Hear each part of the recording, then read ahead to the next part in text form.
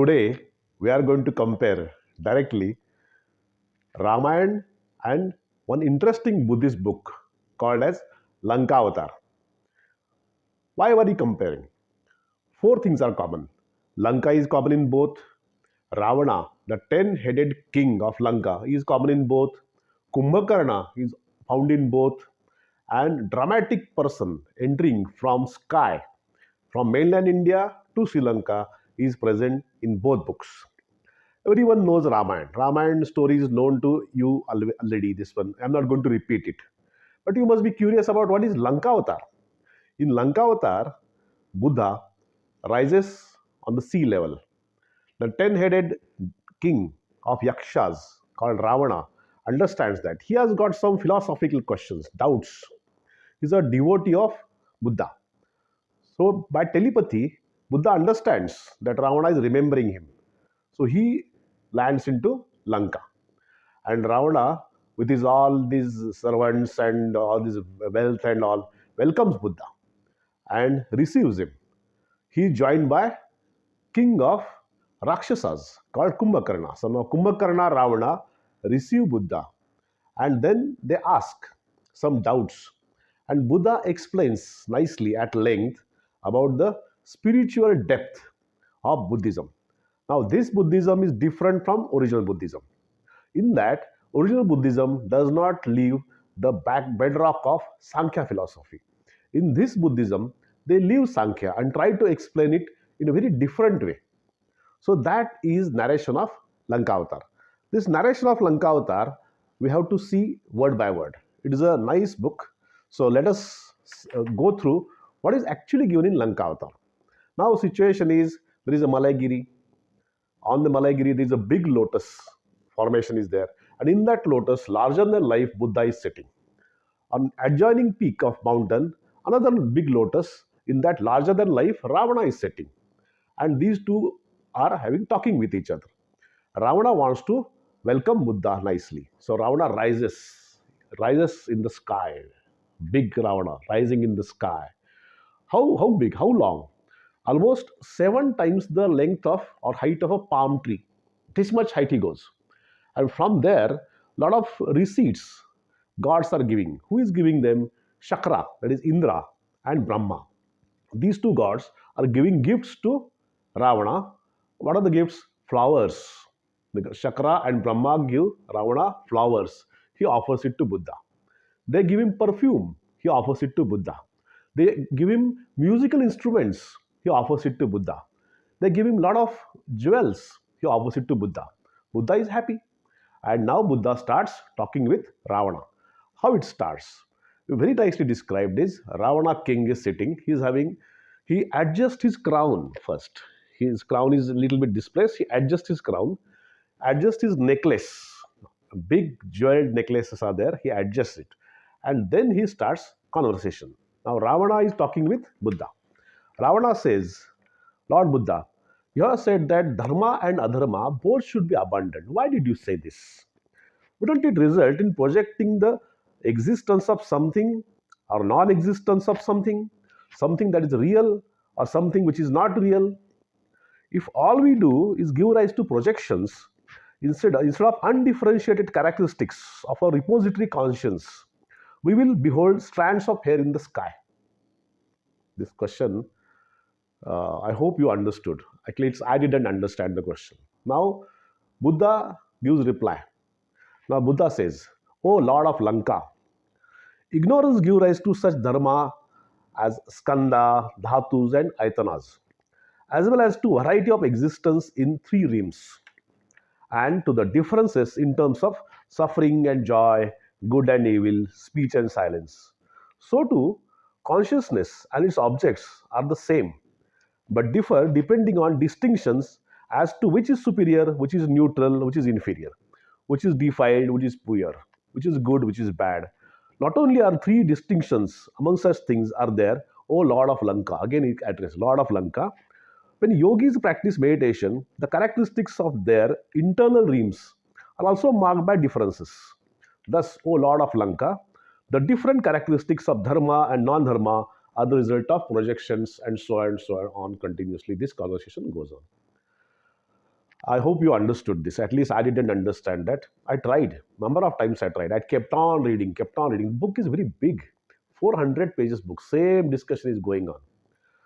So don't you think it is very difficult, or deliberately it made difficult? It is very, very difficult to understand by normal people. Some intellectual people may understand, but common people like you and me, very difficult to understand. And that is the main weakness of this book. It is very difficult to understand. So what do we do usually when we don't understand? We skip pages. We go after some 10 pages, 20 pages. Again try to read. Again same language, some very abstract thinking. Again we go 100 pages, 200 pages. Now at the end of this book, we come. At least at the end of the book, at least we'll get to some good message which is actionable. And at the end of the message, that book is very different message. Now, Buddha is talking with one minister of Ravana, Yaksha, Rakshasas are listening to him intently. And at the end, he gives a very clear message. This Buddha is not original Buddha. This is literary Buddha. Now he says, Buddha says, previously I prohibited 5 types of meat eating. Then I prohibited some 10 types of meat eating. But now the things are different. Now I am prohibiting all meat. All non-vegetarian food is banned. You must not eat non-veg. No onion, no garlic, no alcohol, no sesame oil also. No fish, no bird, no exemption at all from non-veg. What is the exemption? Because in the original Buddha's teaching, Buddha also encouraged non-vegetarianism. But he was little bit of lenient. There are some escapism here, some actually exemptions he gave. In these cases, actually you can eat actually like this. But now Buddha, this modified Buddha, new Buddha is saying that no exemptions.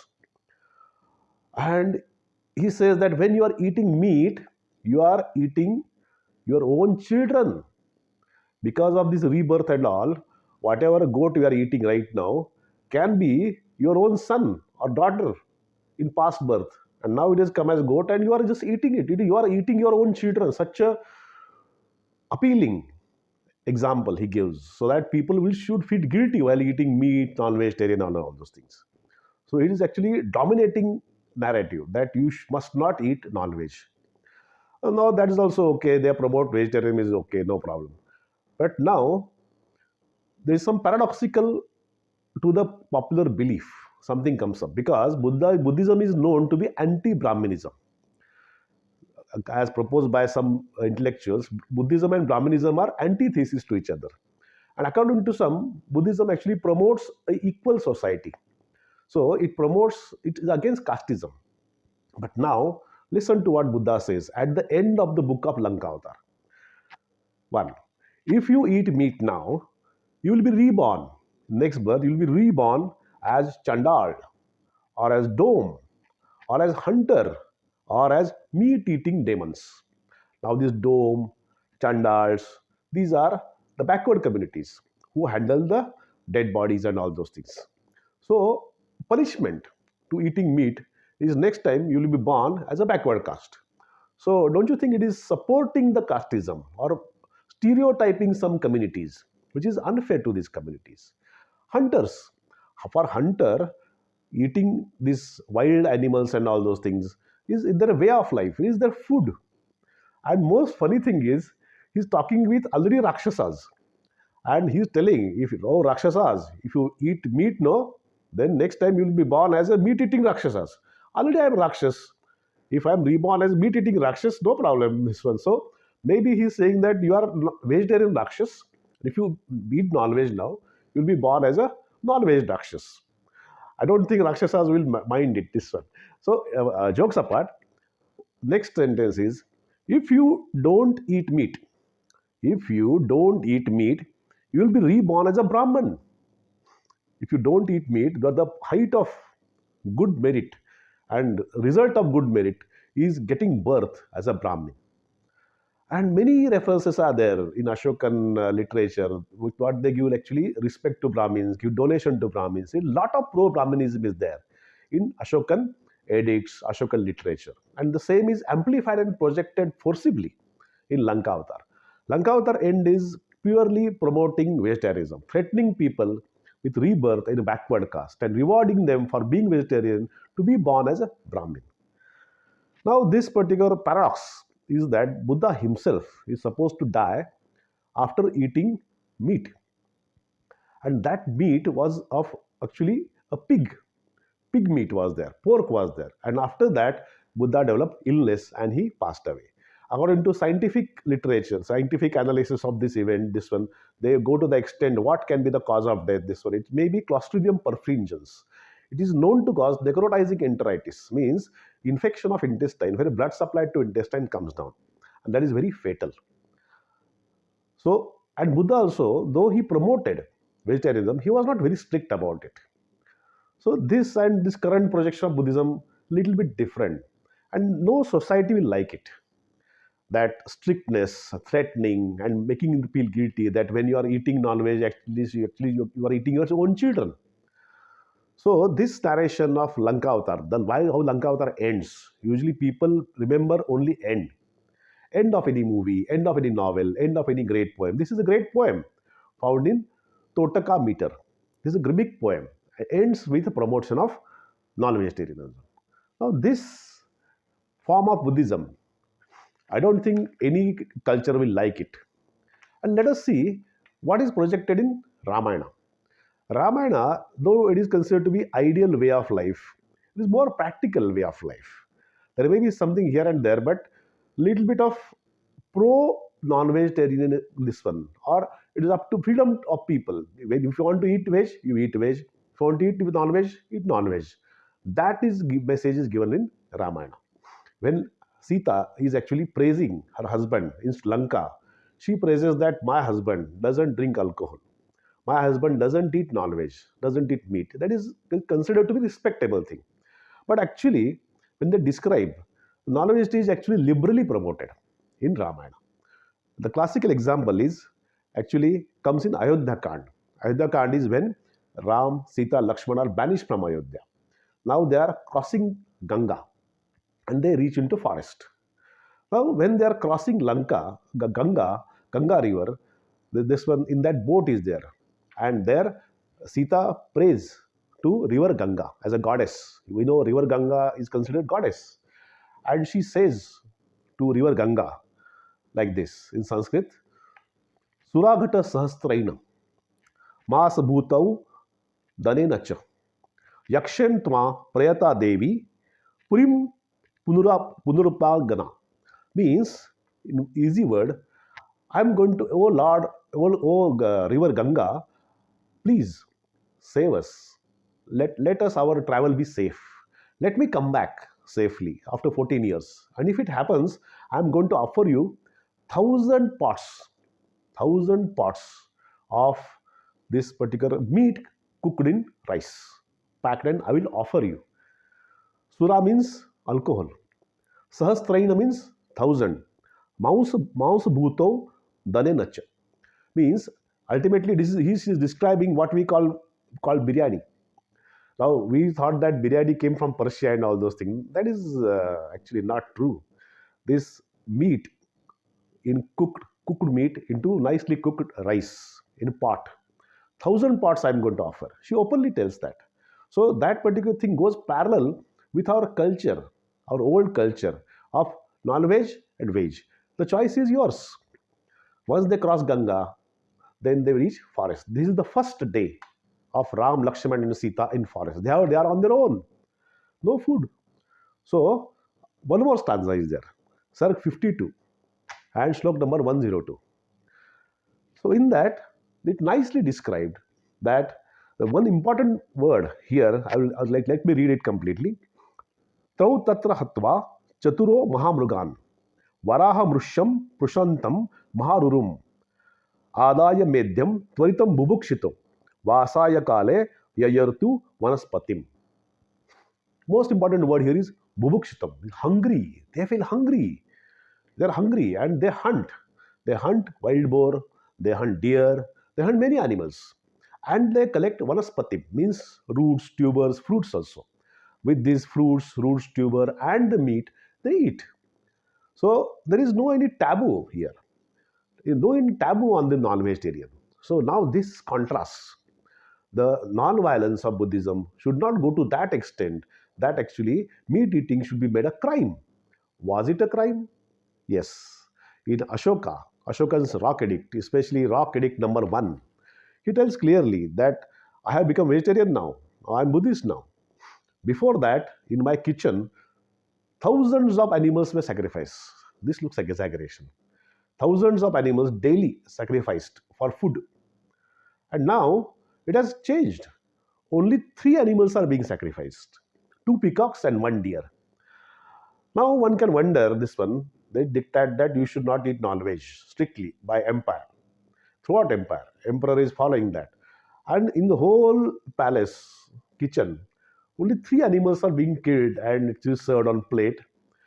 Who is eating that? The answer is very obvious. This particular hypocrisy, this particular making people feel guilty, and at the same time, Ramayana is being open about it. If you want to eat, eat. If you don't want to eat, no, not eat. But non-vegetarian and vegetarian allowed. Vegetarian is respectable. So that message looks very more practical here, and that can be actually this user-friendly, people-friendly storyline, and that is appealing to people.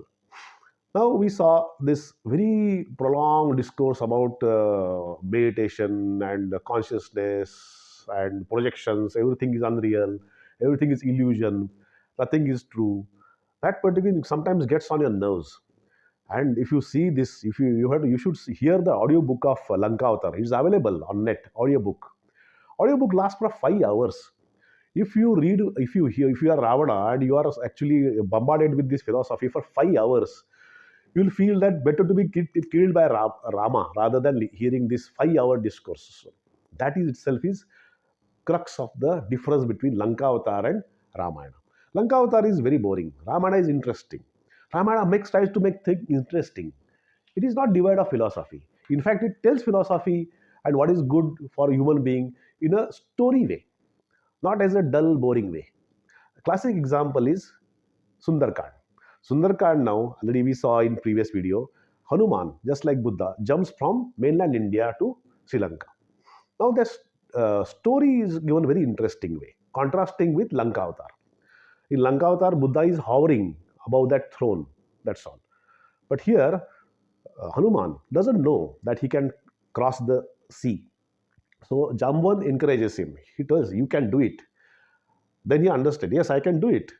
He goes to one mountain called as Mahendragiri. Now this name is very important, Mahendragiri. Mahendra is son of Ashoka who brought Buddhism to Sri Lanka and made it a state religion. So founder of Buddhism in Sri Lanka is Mahendra. And the mountain from which Hanuman jumps and crushes the mountain is also Mahendragiri. He crushes the mountain so much that boulders start falling. Water inside mountains spurts out. Flowers fall and metals inside, gold, silver, starts melting and starts coming out. Even the deep inside snakes are there, they start coming out. They are hissing snakes, poisonous snakes, and because of that poison, stone starts actually changing the color.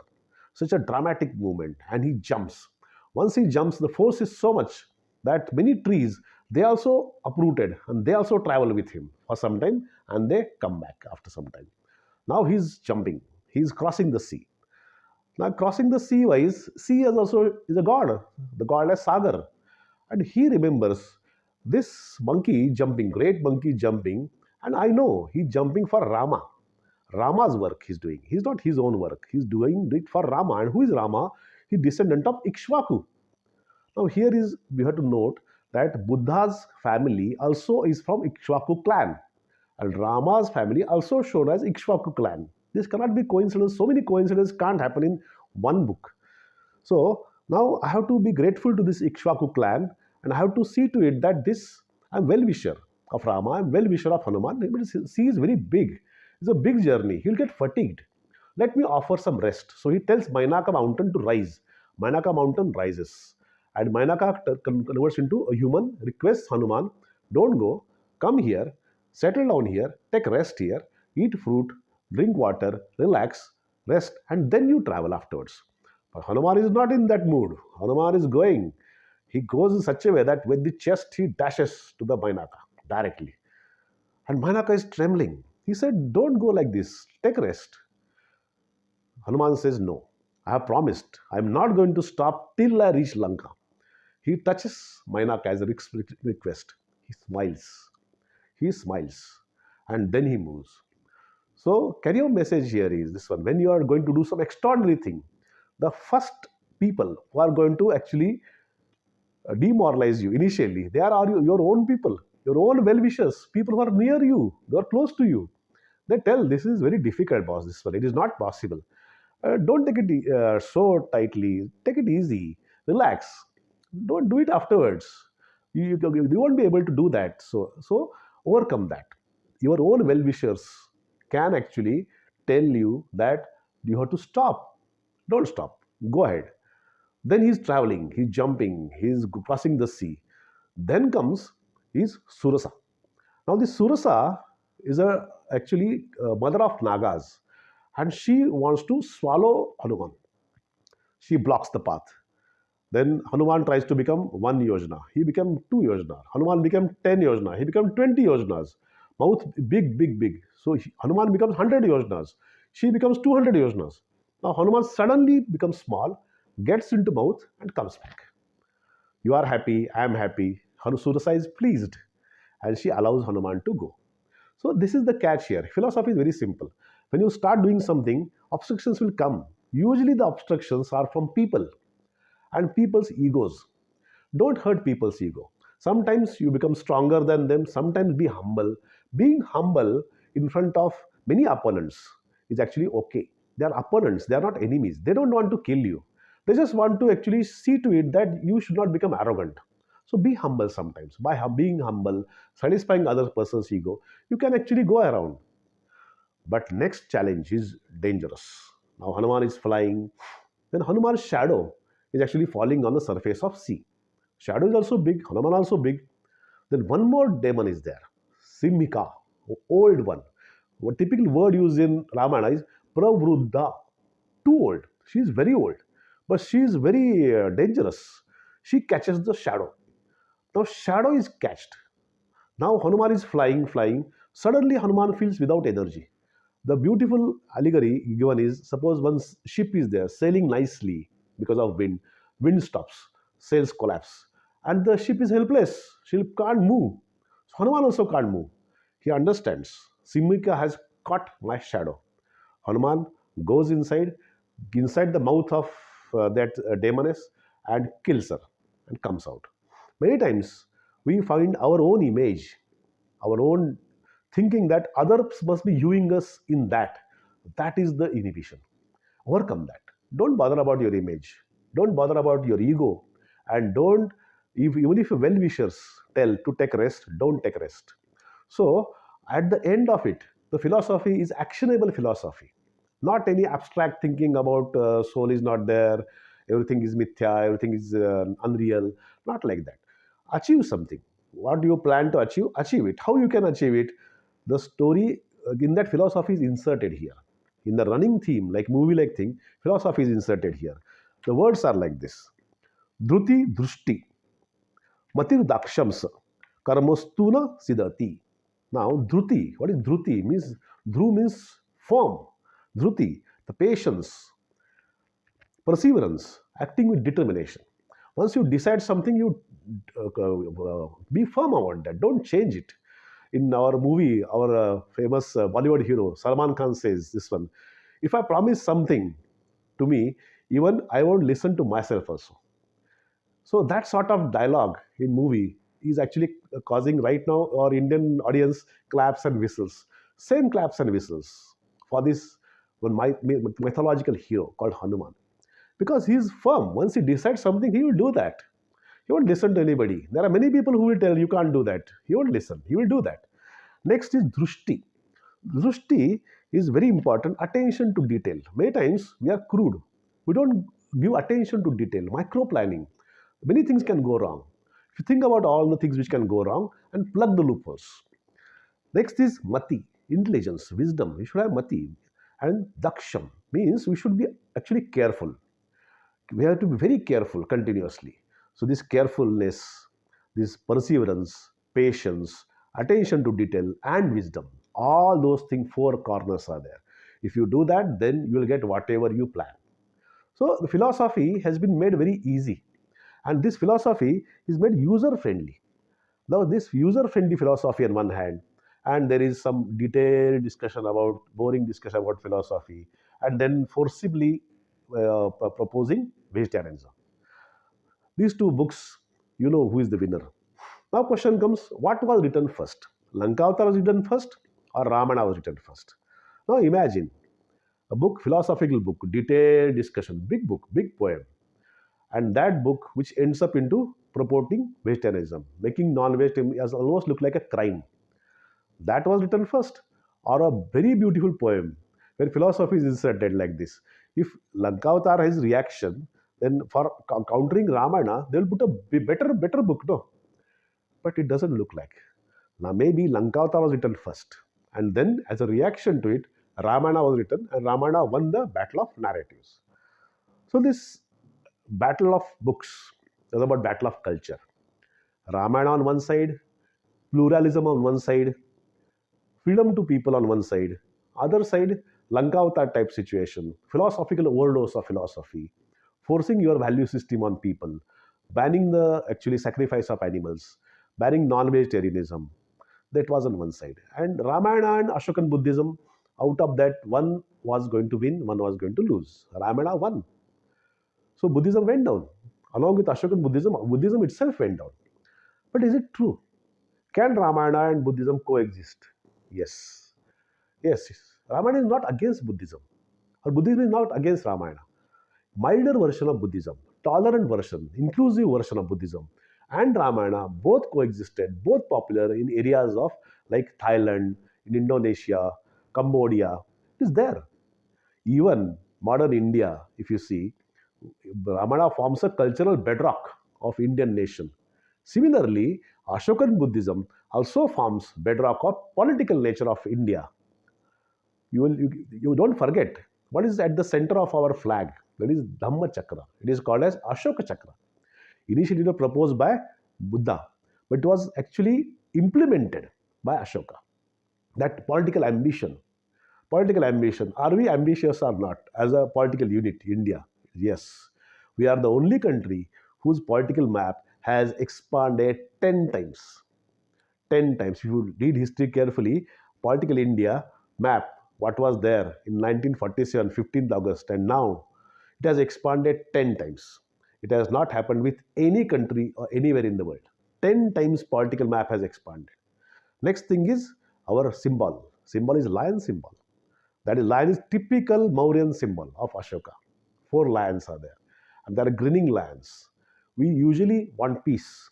Usually, we are not violent people, but if reason is there, situation demands it, we won't hesitate. We won't hesitate to pounce, and we don't hesitate to do violence. So this Ashoka symbol, Ashok Chakra, we are still having it. At the same time, we like Ramayana. So they are not antagonistic to each other. They are complementary to each other for our understanding of culture and society. So, so far we discussed about why Ramayana was written, what was the secret of his success, what are the antagonistic and complementary books like Karthik story, Rama story combination, and all these Prince Rama and all the characters of Ramayana, how they are based on actual historical events happening at different places at different times, and running theme of antagonizing Ashokan type of Buddhism. So far we have explained all those things. So in our judgment, Ramayana is not a book; it is a revolutionary toolkit.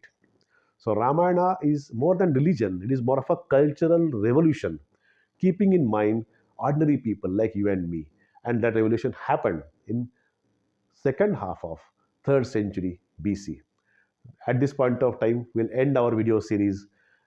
Let us go to the I don't know how to call it. Whether to call it Senar Guttika, whether to call it Prince Kunala, obedient son, or whether to call it Karthik, or to call it Ram. I don't know. I think maybe it was just your and mine ancestor, your and mine leader of our ancestor. So let us end this series of revolutionary Ramayana. Jai Shri Ram.